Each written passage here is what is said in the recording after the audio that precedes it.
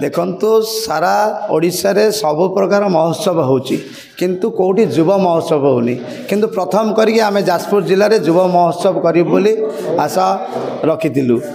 मु धन्यवाद देवी आम दुर्योधन फाउंडेशन समस्त कर्मकर्ता मानू जे कि आमको साहाय्य हाथ बढ़ाई।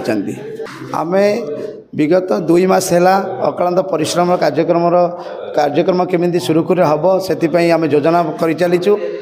विशेषकरी आमे सारा जाजपुर जिलार समस्त ब्लॉक समस्त प्रतिभा मानू संवर्धित करने संगे संगे सेमानंकर कला कार्य खेल कूदे समस्ते केमी भाग ने से समस्त को निमंत्रण दिखाई।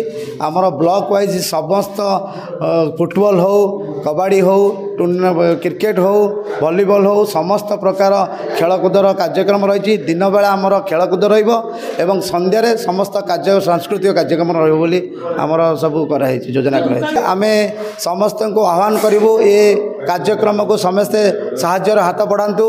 आमे समस्त पाखे जा पहुँचीचु और पहुँचबू जिते प्रकार साहाय्य अच्छी आमको साहाय्य कले आमे निश्चित भाव ये कार्यक्रम को सफलित करूँ बोली आशा भरोसा रखीचु।